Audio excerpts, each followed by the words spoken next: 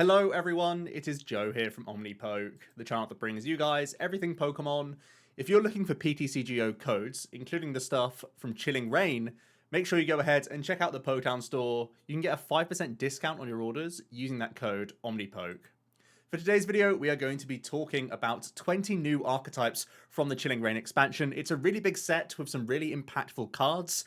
This isn't necessarily going to be 20 of the most competitive, amazing decks, but this is really just going to be giving you a teaser into what the new cards can offer and what sorts of archetypes may be coming to the format. So the first flagship card is going to be the Shadow Rider Calirex Vmax. I've been playing this deck a decent amount, and I really do think that this is not an overhyped archetype. Underworld Door is a fantastic ability, allowing you to attach a Psychic Energy from your hand to one of your benched Psychic Pokemon.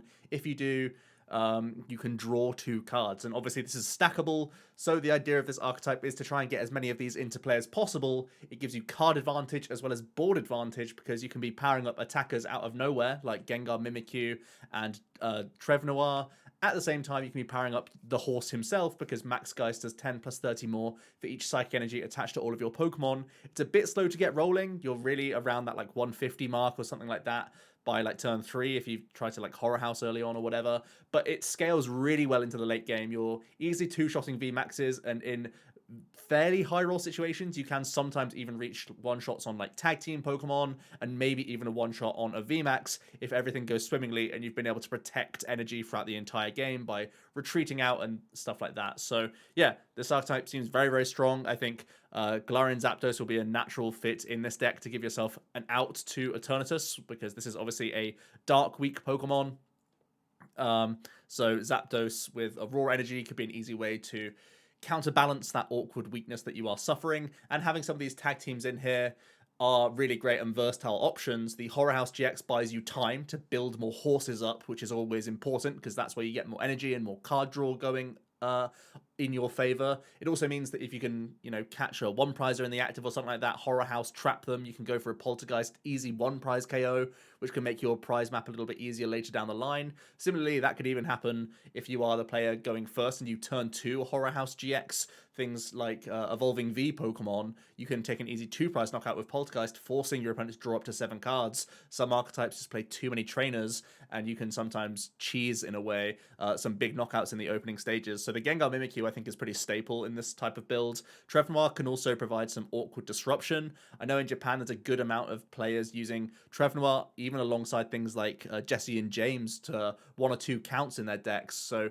the idea is you can just catch people in all different spots. Obviously, we know that Marnie Nightwatch is a really strong option. We've seen Gengar and Trevnoir combined together before in a Mewtwo-style toolbox right now. But the Shadow Rider is a beefier card, gives you more card draw, and has acceleration. So it just really builds upon that already fairly successful Mewtwo variant with a different spin. I think this is going to be a really, really powerful deck coming out in the new set. At the same time, I do think there could be kind of a more high-rolly Dreamer build, which is going to be centered around Alcremie Vmax as your sort of finisher, and the Calyrex only really attaches to, well, it can attach to itself, but not really in an attacking sense. You're more so trying to just get energies flooded around the place, so you can use the Gmax Whisk attack from the Alcremie, doing 60 times the amount of energy that you discard from all of your Pokemon. So, and you can choose any amount. So this scales obviously into huge knockouts in different situations.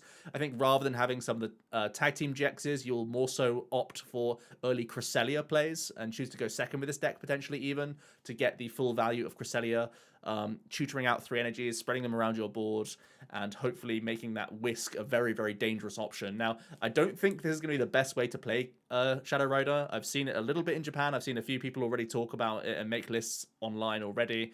But Alcremie is weak to metal, which makes me very, very nervous, and you're trying to shoehorn in double VMAXs, and we've seen, even things that are relatively successful, like Dragapult, Urshifu, stuff like that, they always fall a little bit short of the mark just consistency-wise, and from what I've tested so far from straight Calyrex, I want to keep down that road rather than trying to jam in double Vmaxes. The one thing I will say is that it's best to do it with Psychic types because you have Quick Ball and Fog Crystal as well as Calm. So you have a lot of outs to get your early Alchemy down as well as multiple Calyrex. So if anything can pull it off, it's going to be a pure Psychic deck thanks to the power of Fog Crystal.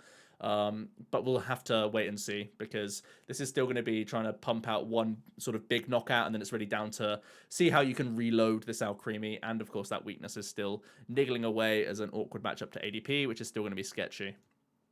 Next up, there's the Ice Rider Calirex, which shares that really awkward metal weakness. So already there's the asterisk here that if ADP remains one of the most played archetypes, it's not going to be that strong. But Ice Rider has been doing very, very well in the Japanese format as of late, so you do have to at least respect that and acknowledge it. You know, we do know plenty of archetypes suffer sort of auto losses. Eternatus is still one of the top decks in the game, even though it's got a bad Urshifu matchup. Urshifu will continue to be a very strong deck, even when this Ghost Rider comes out. So Ice Rider Calyrex just losing to like Zacian or whatever isn't going to mean it's immediately bulk, because there's still a lot of solid points here that go for it. The max lance attack does 10 and 120 more for each energy you discard, up to 2 from itself. So you can max out at 250, which is very dangerous into tag teams, especially if you use the new Rapid Strike Inteleon as a support engine in the deck. So you can have Shady Dealings on your side, picking out some pieces for you along the way. Maybe it's some discard pieces for water energies. Maybe it's the buckets to get energies themselves. Maybe it's just cherry picking Melanie, which allows you to ramp this card much easier and reload that max lance. But at the same time, once you've gone from your Drizzle, you can go straight into Inteleon, and those little 20 damage pings are really, really valuable in the Ice Rider matchup. Well, in the Ice Rider deck, I should say. It allows you to hit that 270. It allows you to set up Vmaxes over a number of turns as well. It allows you to ping down one prize Pokemon on the bench, like Muse and stuff like that, or whatever else just sorts of comes into play. So there's a lot of reasons why I like the Rapid Strike Inteleon as a support package. At the same time, it means that you're not reliant on Dedenne, Eldegoss, Crobat, that sort of thing. And it means you can play Path to the Peak to try and be disruptive in a different sense, because you're going to use non-rulebox Pokemon to be your draw engine. You get to Path to the Peak without any disruption on your end. You're going to still be doing what you're doing whilst hopefully slowing most other opponents down. There aren't many archetypes that can function under Path to the Peak, but this is one of the few that can, and I think that is a driving factor of why it's doing quite well in Japan, to be honest. There's also the Ride High of the King, which does 10 plus 30 more for each of your opponent's bench Pokemon. Obviously very good against Eternatus, but just a decent two-shot mechanic in general against opposing Vmaxes. It means you're not constantly having to Max Lance, you're not constantly having to Melanie. You can weave in these Ride of the High Kings in there as well to sort of set up those two shots. So I also think that's a pretty solid option, decent against one prize Pokemon as well. So yeah, I think out of the box, the Ice Rider Inteleon has been doing really well in Japan. Actually, quite heavily overperforming, I think, in Japan. I'm not quite seeing the replication in our format, but I still think it could be like a tier 2.5 kind of archetype, maybe even just breaking into the top 10 if the meta's right of decks. Next up, we have a different Rapid Strike package that we are getting from this set. The Blazekin Vmax is a very promising card, really reminiscent of Mega Manectric, because it has that second attack that does 130 for 2 colorless, but of course Rapid Strike can fulfill that cost here with 1 attachment, and you're able to attach up to 2 energies from your discard pile to your benched Rapid Strike Pokemon. So the idea is you're going to have lots of Rapid Strike energies being recovered via the Blaziken, and I think that's amazing acceleration. It means we can try and power up this Zeraora V, which is a very dangerous card. It does 100 and 160 more if one of your other Rapid Strike Pokemon attacked the previous turn. That means that you can do a 160 vanilla snipe that can already deal with the Dedennes, but then you have the additional buffs of Telescopic Sight and Persimmon, which means, you know, individually just having one of those pieces means you can hit Crobats and Oricoros and all this other stuff, but if you lump them together, you can even threaten evolving V Pokemon. So that is a really, really dangerous snipe. Being able to do 220 to the bench whilst also 100 to the active on top of that is a pretty dangerous prospect, and I think there could be a build around here. The fire typing of Blaziken is obviously pretty solid. You can one-shot Zacians and Mawils and that sort of thing. Even Eldegoss, you can bring them up off the bench, which many archetypes play, so that's decent typing to have. The Zeraora is weak to fighting, which is a little bit awkward, but the upside of that sniping potential is just very, very good for you. Yeah, so I think the Blaziken is going to be a solid archetype. It builds very similarly to how Rapid Strike Urshifu is built right now as well. Just anecdotally, the way I've built it is just with tons of Stellar Wishes, your regular Pokemon, and you're just trying to set up that Blaziken early and then work towards the Zeraora. So we know how this sort of package works. We know that we can make it consistent, and you just give it a different coat of paint now where you have different type coverage on your side. Maybe if you're wary of going up against the Ghost Rider Calirex matchup, potentially Urshifu players could flop towards this build, which is still having that sniping aggressive pressure, but now you're not having that awkward ×2 weakness to Psychic. So it's going to be one of those decks that's kind of in the mix. I think naturally the power level is a little bit lower than Rapid Strike Urshifu, this type of build. But there are definite upsides. For example, if there's a ton of ADP being played, or if there's a ton of Ghost Cali being played, both of those reasons may want you to jump off the Urshifu train and move over to this Rapid Strike package instead. There's also an opportunity to try and build a similar way that we've seen things like the Snorlax Vmax as well as Centiskorch Vmax archetypes be using a really annoying Cheryl package here where you have a ton of Pidgeotos, Cheryls, Munchlax, and Palpads, and you're just trying to heal your tanky Vmax. I think this is a really annoying deck to play against, and will just stonewall win a ton of matchups because 320 is a decent hurdle to get over. You can even buff this up even more with things like Big Charm, and not many archetypes can simply reach on that number. So the idea is that you make multiple Vmaxes, and you literally just dance between your Blazikins because you can pay retreat after taking a hit, then Cheryl after paying retreat into your next Blaziken, and that Blaziken then reattaches the Rapid Strike energy that you just retreated out of. So you're literally just trying to dance between two Blazikins and Cheryl every turn with this little Pidgeotto package that we've seen work well with Snorlax. I think the benefits of this archetype compared to the Snorlax build, obviously you're more aggressive into Zacian, which is important because ADP Zacian's not an easy matchup for the Snorlax player, unless they play things like Crushing Hammers. And this approach will have a much more, a much better time because you can deal with their Pokemon much more proactively just by gusting them up, which is going to be pretty strong for you. At the same time, you don't have this awkward I can only attack 4 times deal that you have with Snorlax, because once you've got rid of your 4 triple accelerations, you're down to Snack Search to try and get back those energy cards. We have no way to recover special energy, so you oftentimes have to be much more cautious about how you're planning your sort of attack map if you're going for a prize race approach with the Snorlax build, whereas this build kind of can always just be ending their turn attacking because you can just naturally retain these Rapid Strike energies so easily with the Blaziken, so that's never going to be an issue for you. So yeah, I think it's comparable to Snorlax, which is, kind of a rogue tier deck right now, but this has a ton of upsides in comparison to it, so I wouldn't be surprised if we started seeing this approach out there as well, especially if Ice Rider doesn't become a big part of the metagame. It means that this is going to have pretty clear sailing as being a tanky Cheryl build. There's also another tanky Cheryl build that could be at play here, which is going to be Sandaconda Vmax. I know quite a few people are excited for this card. It's good for a number of reasons, actually, not just the first attack, which you will probably be focusing on a decent amount. It just does 60 for 1, and you're also able to do 20 to each of your opponent's Pokemon. Now, we know we have Telescopic Sight in the format as well, so you can bump that up to 50 on V and GX Pokemon, which is very dangerous, especially because we naturally have Stone Fighting Energy and Big Charm. So again, this can be this Pidgeotto Cheryl target if we really want to. But there's even the second attack here, which has the Kaleidostorm effect, where you do 180, but you're able to move your energies around your Pokemon in any way that you like. That means you can leave essentially a naked Sandaconda in the active and saying to your opponent, hey, do you have Boss's Orders or Escape Rope? If not, I'm just going to waste the damage here and Cheryl next turn. And even if they do hit into the active, that's always good for you. You can Cheryl and reattach the energy just by manually attaching, and then you're doing the 60 spread around again. And I would imagine if they are gusting and hitting other stuff, you can Kaleidostorm off the next Sandaconda and do plays like that. So yeah, I think building up stone energies, multiple of them, and moving them around your board will be really annoying because you become a huge tank and you have Cheryls inbuilt. And this spread approach means that you don't necessarily need to go thick on like Boss's Orders. You can try a sort of wait and see approach and really just deny prizes from the opponent.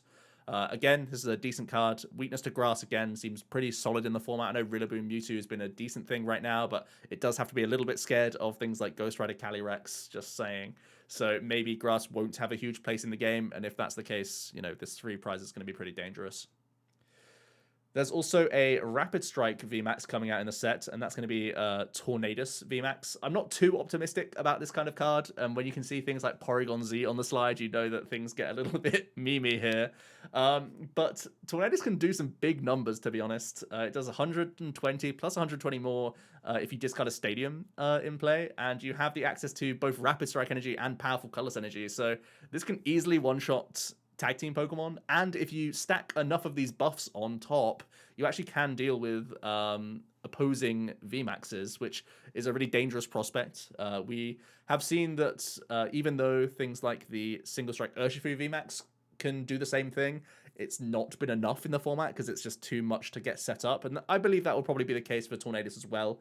But you do get to have some decent type coverage on your side again. If you're just playing Porygon with a couple Single Strike Urshis as well, you can have that impact blow opportunity into the Eterna matchup, and then hopefully Tornadus is just like bulky enough in other matchups to be reasonable. Either way, it feels like it could be an alternative option to the Cramorant Vmax deck that we have seen previously and did surprisingly well in one of the Players' Cups. So yeah, kind of memey, maybe a new age version of the Cram. We'll have to wait and see. Next up, there's the updated build of Eternatus. So not just talking about completely brand new decks here, really twists on current decks as well, because I do believe Eternatus will be forced to change quite a lot in the new format. Chaotic Swell is probably going to be a necessary evil here because of Path to the Peak, where we are very vulnerable to that Stadium card because we, play 4 Crobats and need to get lots of Pokemon into play all in one go. So typically you need the help of Crobats as well as supporters for turn to actually fulfill that Dread End attack cost for full value. At the same time, we gain Galarian Moltres V, which is such a relief for Eternatus players. So long have they been plagued by Crushing Hammer shenanigans. Now you get to play E-Switch Moltres, and then you're no longer threatened just by random Crushing Hammer heads losing you the game. So that's going to be excellent for the deck. At the same time, Galarian Moltres can do 190 as a 2-prize Pokemon that can naturally try and skew that prize map. If the opponent hasn't gone gusting around your Vmax just yet, you can try and weave it in as an attacking presence. So yeah, the Moltres is a very promising card, and hammer-proofing Eternatus and making it feel very much more like Mega Rave from back in the day, where now you are just going to be, I will hit hard, hit fast, and never miss a beat kind of deck. Whereas the current build we're playing right now is weaving in things like Power Plant to slow people down and stuff like that. And some Eternas even play Crushing Hammers themselves. I think that's going to kind of go away a little bit in the format and just go more towards the sort of get your head down, get swinging. The Moltres means that you're allowed to miss turn 1 energy drop because the following turn, as long as you can discard an energy and then attach one, on the next turn, you can Moltres E-Switch attach and still get an Eternatus out of nowhere. So yeah, I think this is going to be the new age of Eterna going forward. Small note on Lipard, it can be a tool removal, which I think is probably worth a one-of. Rapid Strike Urshifu could also be drastically changing thanks to the introduction of Persimmon from the set, allowing you to deal an extra 30 damage to V and GX Pokemon on the bench, which means, again, combining this with Telescopic Sight really makes Gmax Rapid Flow even more deadly than ever. Going from 120 up to 180 is a huge deal. It means now you're not going to be needing bosses to deal with Crobats and Dedennes. You can just naturally leave them on the bench and still get those knockouts, which just means that you can be researching and moneying for game that much more, which kind of makes you a lot more stamp proof. And it means your map isn't just like cross your fingers and hope to hit boss. Now you can set up damage a lot easier around the board. With that trade-off of having to go towards the Telescopic Sight, you probably are going to be getting rid of air balloons, and that's why I feel like Tower of Waters could be sneaking back into the deck, because naturally you want to have a high count of counter stadiums to Path to the Peak. So I've been trying out a 3 Tower of Waters list that is playing 2 Telescopics and a Persimmon. Sometimes a lot of Japanese lists even play 2 Persimmon, so it's that important in the deck. So yeah, an aggressive approach of Urshifu really does race quite efficiently, to be honest. So yeah, I do think it is a little bit concerned about Ghost Rider Calirex, of course. There is the opportunity for this deck to play the Echoing Horn, and if they are making that play, you can still win the matchup against Ghost Rider by hoping to bring things like the Dene and Crobat that they play in the opening turns into play once or twice to still take those easy knockouts and hope that Jirachi keeps you out of range long enough to actually maintain your trade. I think for the most part, that is going to be a matchup where you literally just ignore their Calyrex. It's too chunky for you to deal with, similar to how you try and play the Dragapult matchup. You just try and go around it as much as possible. That's kind of going to be the thing here. I do think if they are using Gengar Mimikyu, that can actually be beneficial to you because you can double Gale Thrust through that 3-prize Pokemon, which is far less awkward for you to get through compared to a Ghost Rider. So just a few nuances there of the matchup. I've played that matchup a decent amount. Obviously, it's Ghost Rider favored, but it's not like a 0% for Urshi, so it's still going to see a decent amount of play. Inteleon Vmax could be another way that we try and make this new Inteleon package work. We have seen already people have tried to play this in the previous formats. I do think that the Inteleon Vmax is still very solid and really gets a huge buff from being able to abuse Path to the Peak to slow people down. A huge buff from Melanie, of course, meaning that you can max bullet turn 2 reasonably often, I want to say. I would say more often than Frostmoth builds ever could, definitely.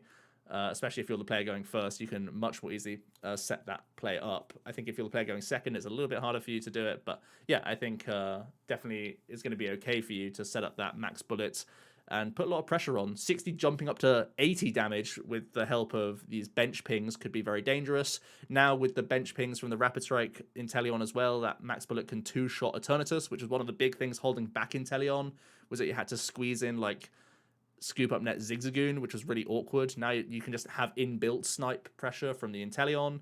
These little baby Inteleons also can help you get around Mew and stuff like that. So yeah, very annoying card to deal with. And Melanie obviously improves these water Pokemon quite substantially. The Inteleon VMAX is from the recent, what they called League Battle decks as well. And it means it's going to be a very cheap option for people. So I definitely picked up some Inteleons as soon as that product was released. I can foresee Inteleon being a fairly popular archetype, especially for players on a budget right now. So there's a lot to like for this archetype. I definitely think it improves with, obviously, Melanie and Path going to make it quite disruptive and annoying to deal with. I think the option of Hydro Snipe plus Hammerheads or Hydro Snipe plus the Rugged Helmet can also cause a ton of headache for a lot of archetypes. So don't sleep on this Rugged Helmet. I think it's a really solid tool going into the new format. Let's see how ADP changes, as we're still talking about 3-prize decks. I do promise there are going to be some 2- and 1-prize decks coming soon.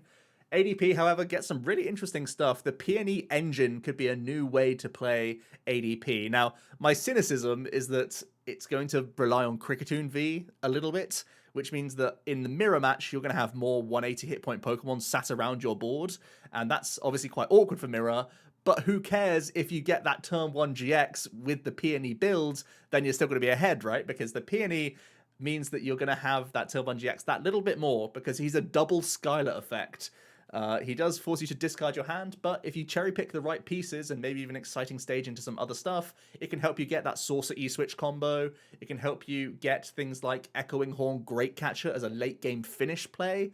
And just in general, it's going to be a huge upgrade to Skylar, I think. And I definitely think there could be a couple schools of thought with ADP. I think there will continue to be some builds that are using Marnie and stuff like that. But I do think Peony could be a great new engine. I've tried 3 of Peony, and that's the sweet spot, I think, for me right now. Just hard replacing Marnie in the deck and basically going 0 hand disruption. Let me just try and get my plan A off as much as possible type build, which we have seen previously with like Acrobike builds and alike with ADP. So we know it can be done. And yeah, I think it's really cheesy. Gaining that Echoing Horn is what everyone's afraid of, and there's going to be those head slap moments where they just bring back your Dedenne, gust you again, and they're laughing. And Peony makes that even more easy, by the way. So I have been playing double Great Catcher again in these builds, because even if they only use 1 Dedenne, you can get it back. And of course, you can Morwile them into play as well. So there's a ton of cheese options now with ADP. Definitely the cheesiest deck out there right now, because it can literally ignore your opponent's strategy. If they've had to research something away now, it's even horrible for them. So the only safe place for your opponents like Crobats and Dedennes are in their deck. And that's hard to manipulate, not having it in hand, discard, or play. Some of those things will have to happen. And that means that this is going to be a really obnoxious, annoying archetype to deal with. And I think even more consistent at getting that turn 2 GX thanks to Peony. So also very dangerous.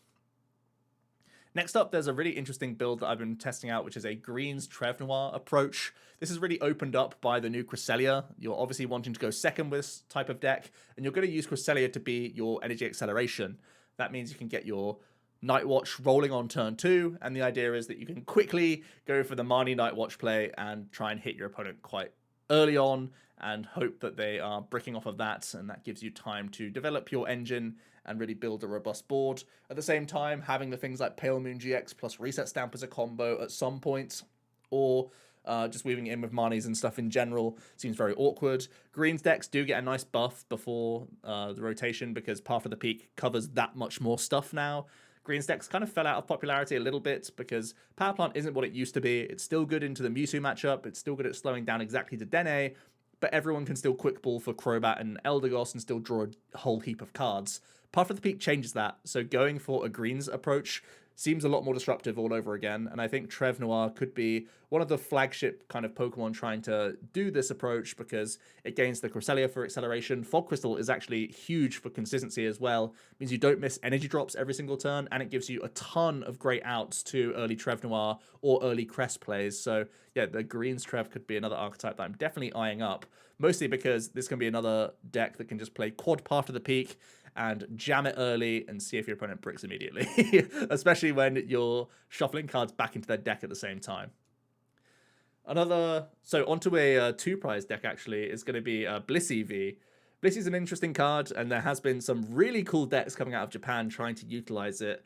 The one that I've seen the most is a Bronzong approach, which is trying to build towards a Beast Game GX attack, where you try and use Blissy's damage mod to make perfect math for you to finish off a 3-prize Pokemon with Beast Game and essentially go from 6 prizes down to 0 all in one GX attack. So the hope is that alongside Zacian using Intrepid Sword, Metal Saucer, and Blissey itself attaching energies from the discard pile, you can manipulate your way up to 8 energy cards in total and move them around the board with Metal Transfer, hoping that your toughness-caped Blissey with 300 hit points is enough to tank a hit here or there as you go.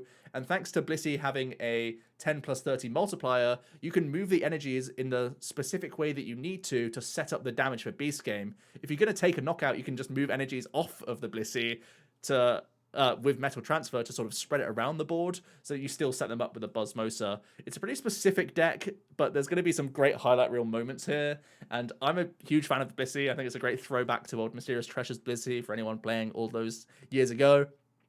But yeah, I'm excited to try and test out this deck. Certainly going to be some emojis on PTCGO when you lose to a Beast Game GX and they take 6 prizes all in a 50 damage hit.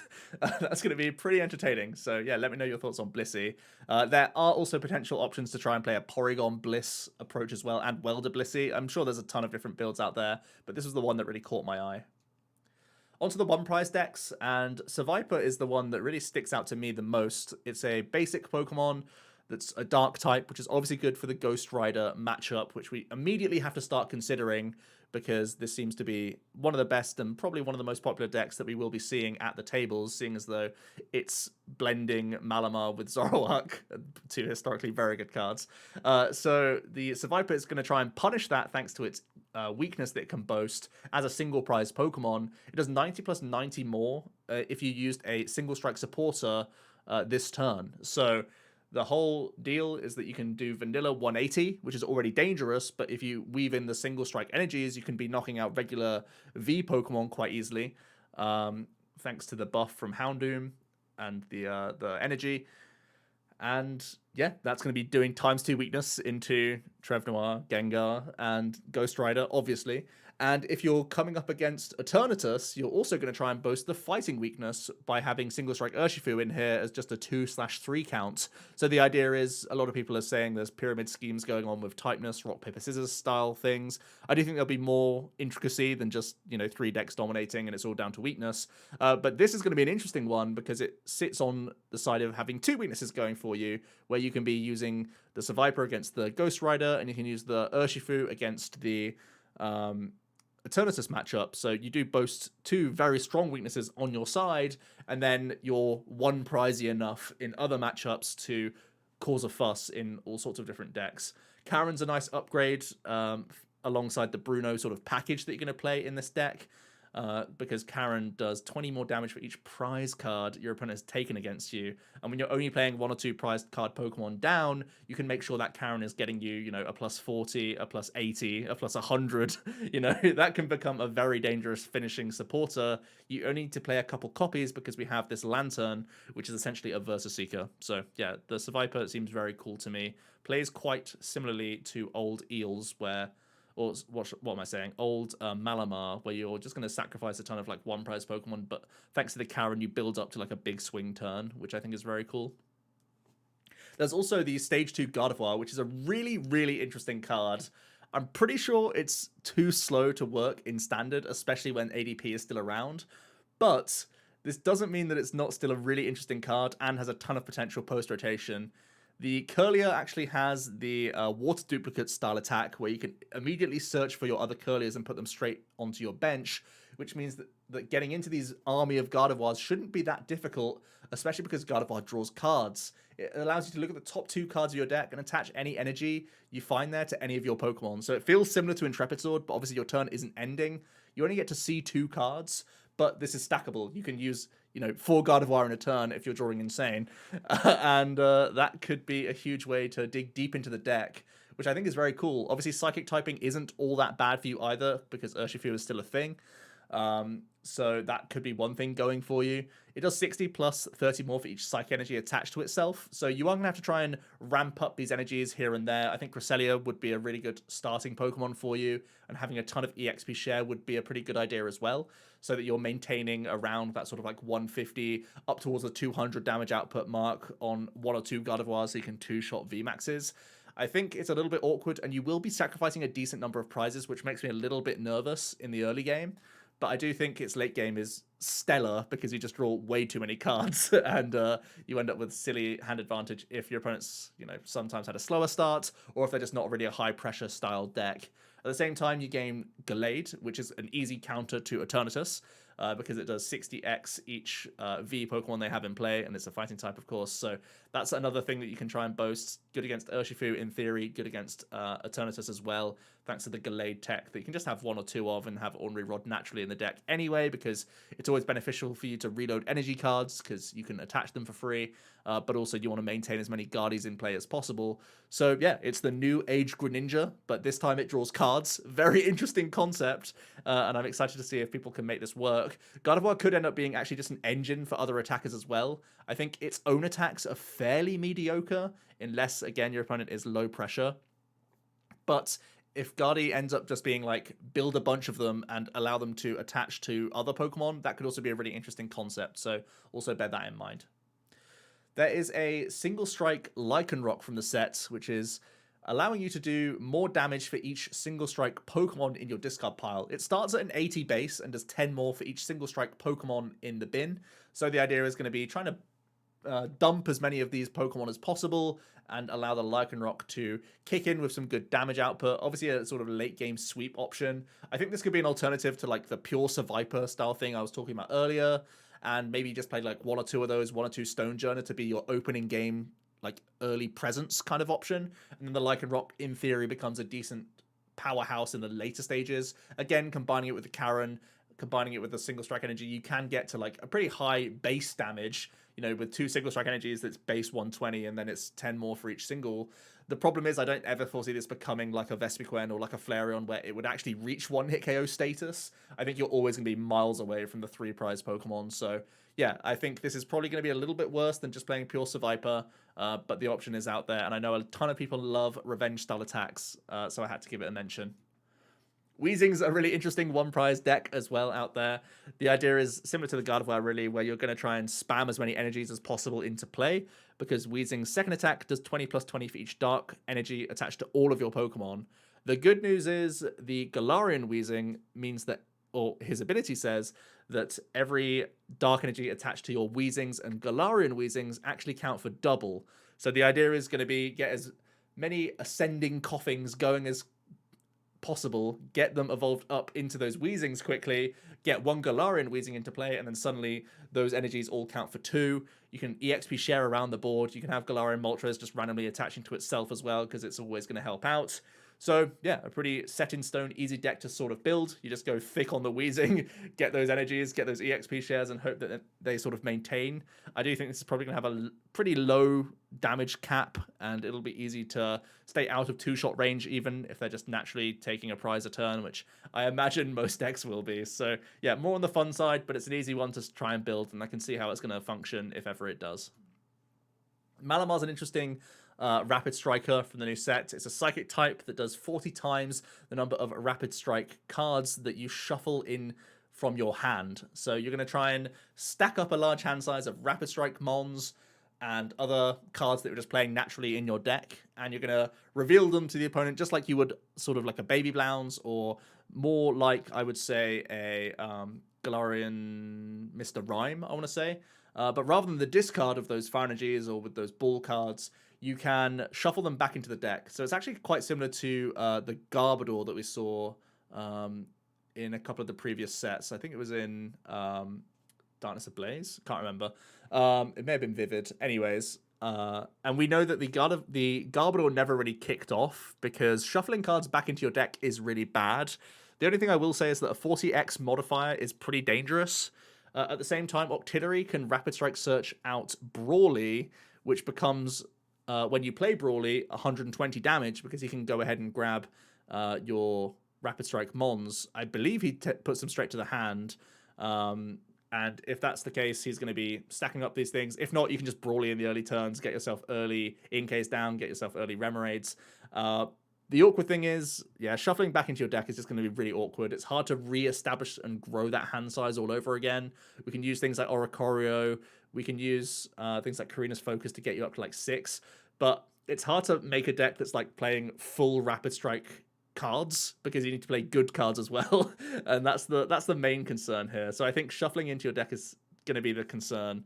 That means that you're really weak to like Marnies, you're really weak to Stamps, and all this other stuff. So yeah, gonna be memey fun, but it can be one of these Pokemon that can just hit way too much on a one prizer, so there's always a sneak of potential there. Castform is gonna be another wacky, fun style deck where you have the weather reading ability. If you have 8 or more stadiums in the discard pile, ignore all energy in this Pokemon's attack costs. So the idea is gonna be play no energies and instead just play stadium cards. Stadium cards in theory are better than energy cards because you can play 1 per turn, obviously, just like an energy, but they have more upsides than just being a vanilla energy card. And of course, once you hit that threshold of 8 in the bin, your Castforms all attack for free for the remainder of the game, so you're never going to miss an attack from that point onwards, which I think is a pretty big deal. At the same time, you get to be really annoying and play 4 Path to the Peak and potentially just randomly cheese and slow down any deck in the game, which is also really annoying. The other stadiums I have on the slide are things like Giant Hearth and Viridian, not because you're going to play energies, but because they're a stadium that you can put into play and then discard another stadium from your hand. So things like Research, Dedenne, Quick Ball, Hearth, Viridian, these are going to be the ways that you try and turbo out the 8 stadiums in the bin. And yeah, hopefully that means that you can be weather reading from turn 2 in the best case scenario. We've seen this with things like Rotoms in the past. Never been that strong. The one thing I will say is this is fire type coverage, which is decent. You do have water type coverage as well, which is reasonable, with Victini being a thing. So yeah, pretty fun archetype, more than anything else. Not going to be too competitive, I'd say. But yeah, certainly a nice way to build a deck. I think Dojo could also be a thing as well. You may ironically just play like 3 or 4 fighting energies and use the Dojo to help you 2-shot Vmaxes. I think that could be kind of cool. So yeah, wacky fun deck for sure. Coming to the end then, we have a potential single strike Cinder Race. You can use it as a late game presence alongside the Libero Cinder Race, which is probably going to be the better option in the early game.